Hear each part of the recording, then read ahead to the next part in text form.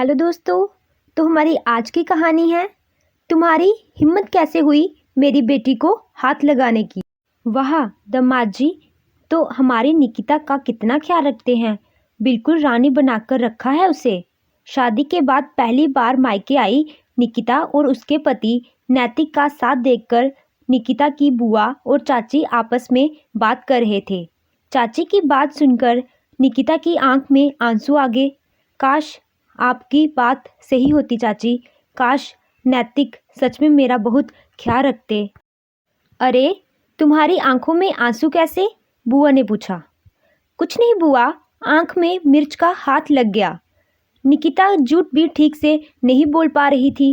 एक दिन रुक कर निकिता वापस अपने ससुराल चली गई। जो नैतिक सबके सामने बहुत अच्छा मिलनसार इंसान था, वो ही नैतिक अकेले कमरे में जाने क्या रूप ले लेता। वो निकिता को बहुत परेशान करता, यहाँ तक कि अपनी बात पूरी ना होने पर वो उस पर हाथ भी उठा देता था। कुछ दिन बाद अचानक निकिता की सहेली पलक, जो उस शहर में आई हुई थी, उससे मिलने उसके ससुराल गई। निकिता की सास ने उसकी सहेली की अच्छी आवभगत की, फिर दोनों सहेलियों को अंदर कमरे में भेज दिया। निकिता को यूं उदास देखकर निकिता की सहेली ने निकिता से कहा, निकिता तू खुश नहीं है क्या? तेरी मुस्कान तेरे दिल का साथ नहीं दे रही। क्या बात है, मुझे बता। निकिता ने थोड़ा हिचकते हुए उसे नैतिक के व्यवहार के बारे में बता दिया। तूने आंटी से इस बारे में बात की? मेरी हिम्मत नहीं होती। वो नैतिक पर कितना भरोसा करते हैं, अगर उन्हें पता लगेगा तो वो टूट जाएंगे। फिर माँ ने विदा करते हुए कहा था कि ससुराल से लड़की की अर्थी ही उठती है। उन्हें बता भी दूंगी तो कोई मुझे उस घर में वापस तो आने नहीं देगा। निकिता इसी तरह नैतिक के अत्याचार सह रही थी। निकिता के भाई की शादी थी। निकिता और नैतिक शादी पर घर आए हुए थे। मायके आकर निकिता थोड़ा खिल सी गई थी। अपनों के बीच उसे बहुत अच्छा लग रहा था। वो नैतिक के पास बिल्कुल नहीं जा रही थी।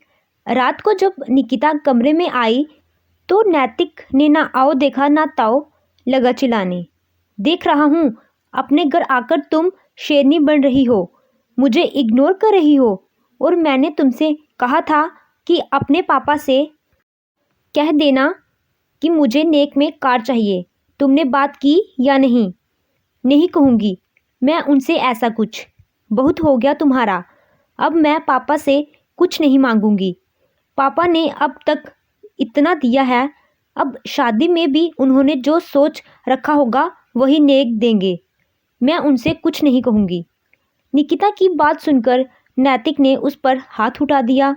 उसी समय कमरे में निकिता की मम्मी आ गई, जो उसे दुल्हन की चुनरी तैयार करने के लिए बुलाने आई थी। ये क्या दामाद जी, आपने निकिता पर हाथ उठाया? आपकी हिम्मत कैसे हुई मेरी फूल सी बच्ची पर हाथ उठाने की? सुमन जी की आवाज़ सुनकर वहाँ निकिता के पापा, भाई, बुआ, चाचा, चाची सब आ गए। सुमन जी ने निकिता के पापा को नैतिक की हरकत के बारे में बताया। तुम्हारी हिम्मत कैसे हुई हमारी बच्ची पर हाथ उठाने की? राजन जी चिल्लाए। निकिता अपनी माँ के गले लगकर रोने लगी। आप मेरे साथ कैसे बोल रहे हैं? मैं आपका दामाद हूँ। निकिता मेरी पत्नी है, मैं जो चाहे वो करूँ उसके साथ, कहकर नैतिक ने निकिता को अपने पास खींचने की कोशिश की। हाथ मत लगाना मेरी बच्ची को, हाथ तोड़ दूंगी। सुमन जी शेरनी की तरह दहाड़ी। पलक ने मुझे कहा था कि निकिता अपने ससुराल में खुश नहीं है, लेकिन मुझे उसकी बात पर विश्वास नहीं हुआ। आज अपनी आंखों से देख लिया। तुमने मेरी बेटी के साथ जो भी अत्याचार किए हैं उनका गिन गिन कर बदला लूंगी। आप भूल रही हैं कि आप अपने दामाद से बात कर रही हैं।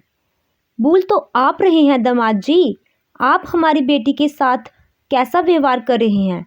अगर आप हमारी बेटी का सम्मान नहीं कर सकते तो कौन दामाद और किसका दामाद? अब तो आप ये सोचिए कि आप अपने को कैसे बचाते हैं। निकल जाइए मेरे घर से। निकिता के माँ बाप अभी जिंदा हैं, कोई उसे हाथ नहीं लगा सकता।